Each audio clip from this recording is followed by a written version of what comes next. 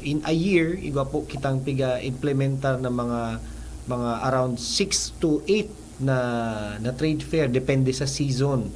So sa Camarines Sur naman igwa man ng mga posturyo sa tama ba? Oo. Fiesta de Camarines, Fiesta de Camarines. yes. Igwa man sa Camarines Norte and then so on and so forth.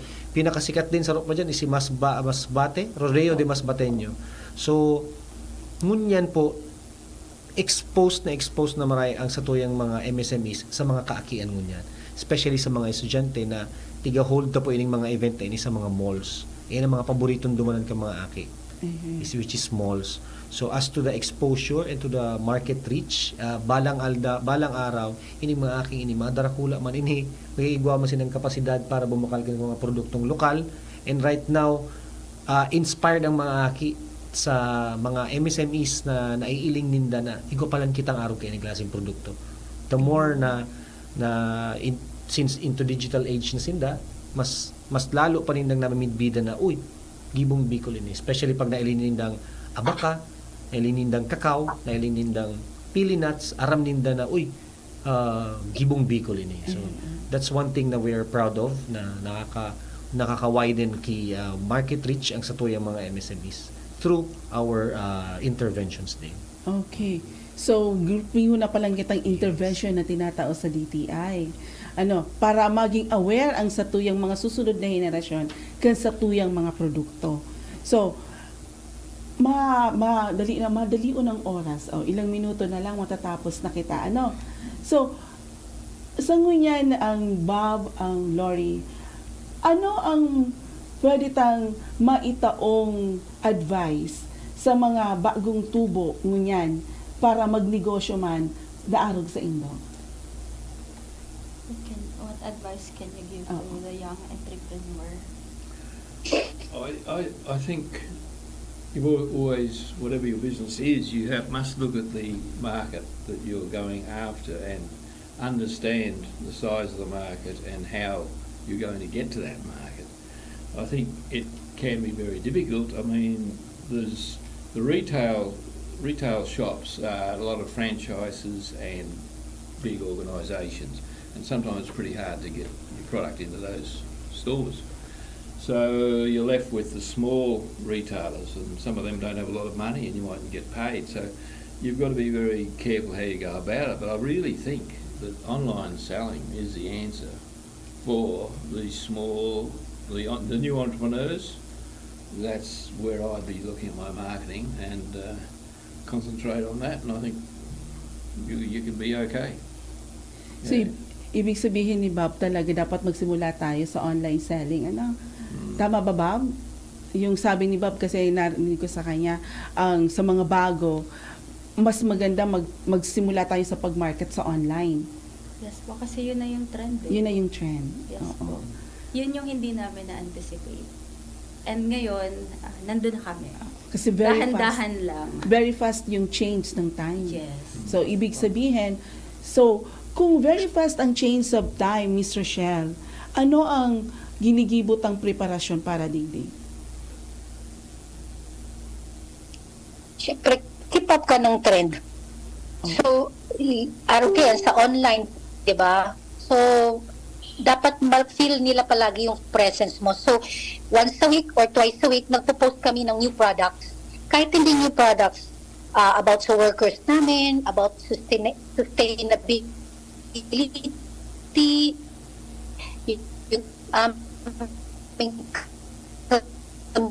community, the workers we help. So, sa digital, kasi you get to express your business through online. So, para maging aware din yung mga tao na, ano pala ito, sustainable, this one pala is, pwede pala itong,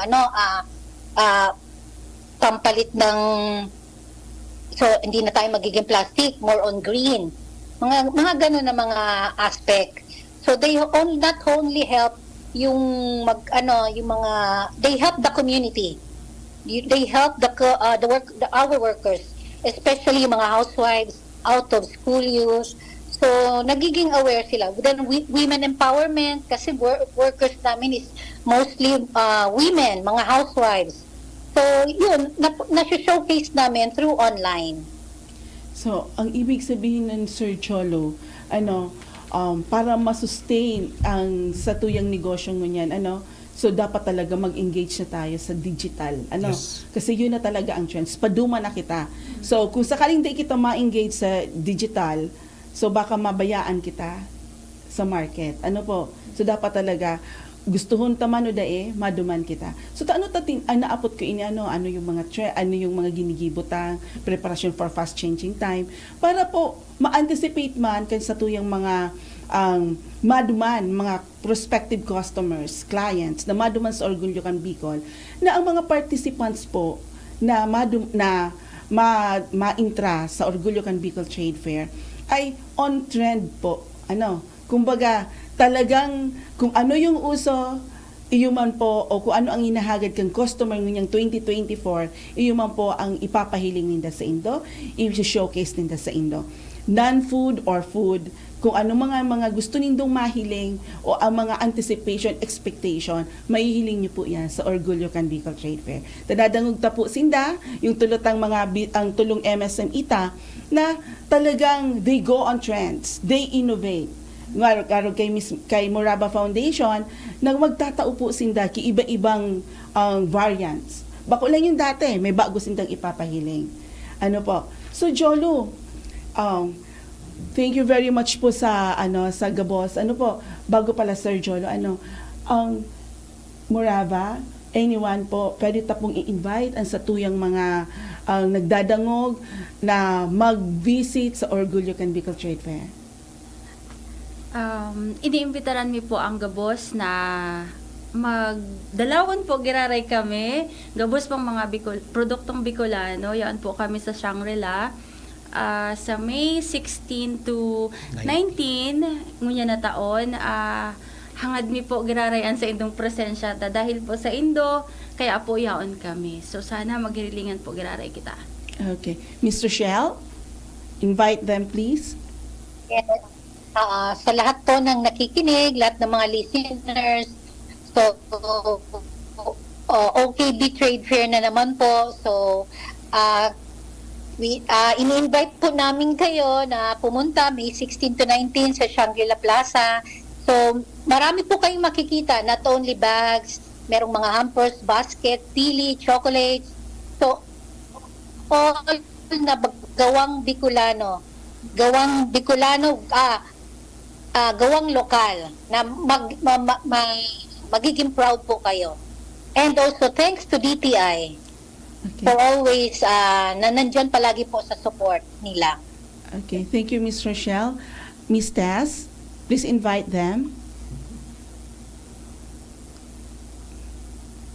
Iniimbita ko po kayo mga listener na visit us sa Orgulyo Can Bicol sa Shangri-La on May 16 to 19. Marami po kayo makikita doon ng mga gawang Bicol, saka mga pagkain Bicolano na magugustuhan nyo. Thank you TTR sa palaging nagsusuporta sa mga maliliit at saka yung nag-aasenso din na mga negosyante. Palagi po kayong nandyan para sa amin. Maraming salamat. Thank you very much, Sir Jolo. It's your turn. Sir Jolo, ask ko lang baka kasi pagpasok nila ng Shangri-La, malaki ang Shangri-La Saan sila pupunta? Ayun, so ang area po, kang exhibit area kang Shangri-La is niyaon sa Grand Atrium, second level Grand Atrium. Actually, paglaog din do, siya sumay sarong alangkaw na space, pinakadahulang space duman sa Shangri-La Plaza. So, pagpasok may iling po ninutulos and yun, bungad mismo kang exhibit area kang Shangri-La Plaza. So, i-invite mi po, pigi-invite mi po ang mga nakaantabay, as in mga nagadangog niyan, na please support local. Supportahan na po ang satuyang mga artisans, mga Bicolano, and sa mga yaraon po may mga parientes, may mga tito-tita, so mga pinsan, mga lolo-lolas na nyaon mo yan sa Mandaluyong area. Please invite also them, and then we invite you also to be there at May 16 to 19, Orgulyo Can Bicol Regional Trade Fair first edition. Kasi Shangri-La Plaza is our first edition. Ang second edition ito po ay sa Mega Mall. So first edition would be on May 16 to 19. Dakulong po kitang aabangan, especially sa mga pakulo. May mga makulo kita ko niyan. May mga daily vlogs. And one of the daily vlogs po is ang coin flip. So sa mga mahilig mag-YouTube diyan, aram nindo kung anong coin flip. So this will be very exciting. Coin flip po ini na baka malay nyo kung kamo po ang matimingan ko duman, it's either your price or price ni seller. Kung sisa ang mga gana sa coin flip, iyo po ang ma-prevail na presyo. So ayan, abangan ta po yan kung sisa po ang matimingan mi po duman sa trade fair na nyaon. So very exciting. And of course, please support ang sa tuyang mga MSMEs. Dakulong po ining pinag-aragihan ng mga MSMEs na before ninda ma-reach ang arog ka ining level, nag-agi po sinda sa extensive product development, extensive packaging and labeling na ang mga sa tuyang mga resource persons are mga eksperto sa larangan kipag sa design, and very competitive. And once na na-try po nindo ining mga food products, as in bumakalki mga housewares and wearables na made of abaka, magiging proud po kamo sa quality kang produkto mismo. Okay. Thank you, Sir Jolo, Morava Incorporated, so Miss Rochelle and Miss Tess. Thank you very much po sa indong ang presensya ngunyan, sa indong pag-guest sa satuyang programang Usapang Consumer at Negosyo. So again po, huwag niyo pong kakalimutan, Orgulyo Can Bicol Trade Fair sa Shangri-La on May 16. Mapuon po kita May 16. Tara na po, punta po tayo. Sa ngaran po ni Miss Bem Berango, ako po si Suzette Brioso Benaventura, ang inyong host for today. Thank you very much po. Sa indong nadangog ang programang Usapang Consumer at Negosyo. Usapang Consumer at Negosyo. Inihatod sa indo kan Department of Trade and Industry, Region 5, asin kan DCGB.